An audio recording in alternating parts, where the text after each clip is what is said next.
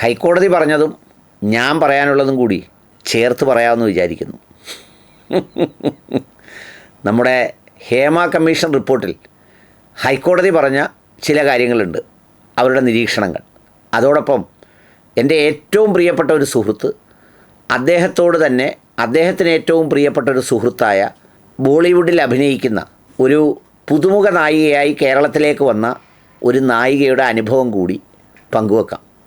ഇത് പറയുമ്പോൾ ഒരു കാര്യമുണ്ട്, നമ്മുടെ ചില നിരീക്ഷക റോളിലൊക്കെ സിനിമയെക്കുറിച്ച് അഭിപ്രായം പറയുന്നവർ ഈ വാർത്ത വായിക്കുന്ന അവതാരക ആരോണ്ടുമായി സ്നേഹത്തിലായി പല സ്ഥലങ്ങളിൽ പോയ കഥകളെയൊക്കെ പറഞ്ഞ് ഇതിനെ അമിതമഞ്ഞവൽക്കരിച്ച് തരളിത സുഖം പകരരുത്. ഇവിടെ സംസാരിക്കുന്നത് തൊഴിലിടത്തിൽ പണിക്ക് ചെന്നവർ അവർക്ക് താല്പര്യമില്ലാത്ത ചൂഷണങ്ങൾക്ക് വിധേയമായ കഥയാണ്.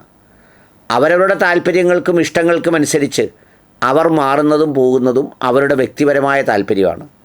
അതുകൊണ്ട് ആ കാര്യത്തിൽ കൂട്ടത്തിൽ കുരച്ച് മിടുക്കനാകുന്ന അത്തരം പ്രവണതകൾ കൂടി ഒഴിവാക്കേണ്ടത് അത്യാവശ്യമാണ്.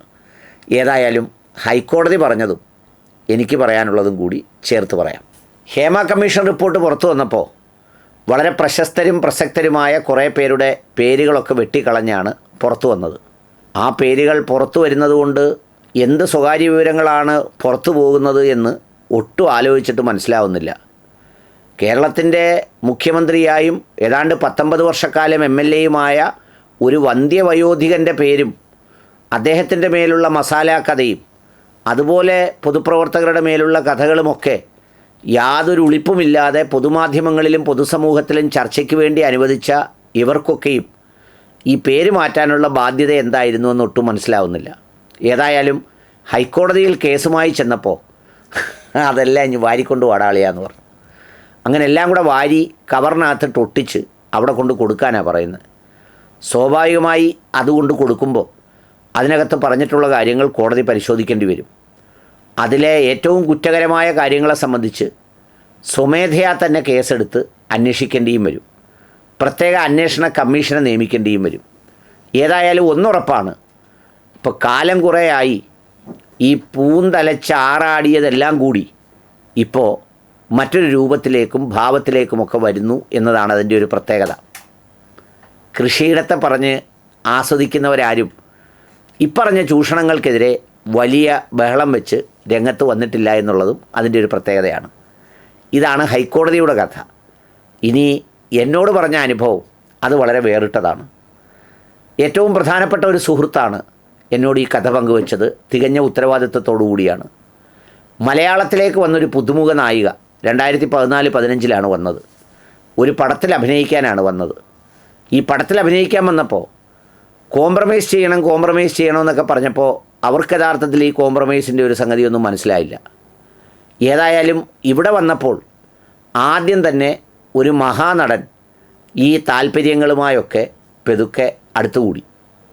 മഹാനടനിൽ നിന്ന് രക്ഷപ്പെടാൻ മറ്റു മാർഗങ്ങളൊന്നും കാണാഞ്ഞപ്പോൾ അവർ ചെയ്തൊരു പരിപാടി, സ്വന്തം സഹോദരന് തന്നെ ഒരു സന്ദേശം കൊടുത്ത ശേഷം ഒരു വീഡിയോ കോളിൽ പുള്ളിയെ കൊണ്ടുവന്നു. എന്നിട്ട് മഹാനടനെ കാണിച്ചു കൊടുത്തു താൻ കല്യാണം കഴിക്കാൻ പോകുന്ന പുതിയാപ്ലയാണെന്നും അതുകൊണ്ട് തന്നെ അത്തരം കാര്യങ്ങളെക്കുറിച്ചൊക്കെ വളരെ ഡെപ്തിൽ സംസാരിച്ചപ്പോൾ അല്പം ഒളിപ്പൊക്കെയുള്ള മഹാനടൻ അങ്ങ് പിന്മാറിക്കഴിഞ്ഞപ്പോൾ പിന്നീട് അടുത്ത ഊഴം കാത്തു ചെന്നത് ഒരു സഹനടനാണ്. പേരൊക്കെ എൻ്റെ നാവിൻ തുമ്പിലുണ്ട്. അദ്ദേഹത്തിൻ്റെ വിനോദം ഈ പറഞ്ഞതുപോലെ രാത്രിയാവുമ്പോൾ 2 പെഗ് അടിച്ചിട്ട് കഥകിന് ബലമുണ്ടോ എന്ന് ടെസ്റ്റ് ചെയ്യലാണ്. ഈ സീനുകളൊക്കെ ഭംഗിയാക്കുന്നതിന് വേണ്ടി നാട്ടിലെ ഒരു പാട്ടിൻ്റെ ചിത്രീകരണം കഴിഞ്ഞാൽ പിന്നെ അടുത്ത സീൻ എടുക്കാനായി കൊണ്ടുപോയത് അമേരിക്കയിലേക്കാണ്. ഇവിടുത്തെ തട്ട് അവിടെ ചെന്നപ്പോഴും തുടർന്നു. ഈ പുതുമുഖ നടി ഒട്ടും മടി കാണിച്ചില്ല. ഒരു ദിവസം രാത്രി തട്ടിയപ്പോൾ കതവ് തുറന്ന് ഇരുത്തിയിട്ട് ഈ സഹനടനോട് ചോദിച്ചു, നമ്മളിപ്പോൾ ഇരിക്കുന്നത് അമേരിക്കയിലാണ്, കേരളത്തിലും ഇന്ത്യയിലും ഒന്നുമല്ല. ഇവിടെ പ്രൈവസിക്ക് കൽപ്പിക്കപ്പെട്ടിട്ടുള്ള വില അറിയുമോ? ഇപ്പം ഞാൻ ഫോണെടുത്ത് ഇവിടുത്തെ ഒരു ലോക്കൽ പോലീസിനെ വിളിച്ച് എന്നെ ശല്യം ചെയ്യാൻ എൻ്റെ മുറിയിലേക്ക് വന്ന് കയറി എന്ന് പറഞ്ഞാൽ പിന്നെ നിങ്ങൾക്ക് ഈ സിനിമയുടെ ബാക്കി ഭാഗം ചിത്രീകരിക്കാൻ ചിലപ്പോൾ അമേരിക്കയിൽ നിന്ന് വരാൻ കഴിയില്ല. അത് വേണോ എന്ന് ചോദിച്ചപ്പോൾ ഈ സഹനടൻ്റെ കെട്ടുവിട്ട് അദ്ദേഹം മുറിയിൽ നിന്ന് പോയി. പക്ഷേ സംഗതി ഒരു പ്രത്യേകതയുണ്ട്, അവർക്ക് ആ ഒരൊറ്റ സിനിമയെ മലയാളത്തിൽ നിന്ന് കിട്ടിയുള്ളൂ. ഇത് എൻ്റെ ഒരു അടുത്ത സുഹൃത്തിനോട് ഈ ഹേമ കമ്മീഷൻ റിപ്പോർട്ട് പുറത്തു വന്ന സന്ദർഭത്തിൽ ആദ്യം സൂചിപ്പിച്ച ഈ അനുഭവം വീണ്ടും ഒന്നുകൂടി വള്ളി പുള്ളി തെറ്റാതെ ഇത് മുഴുവൻ പറയുകയായിരുന്നു.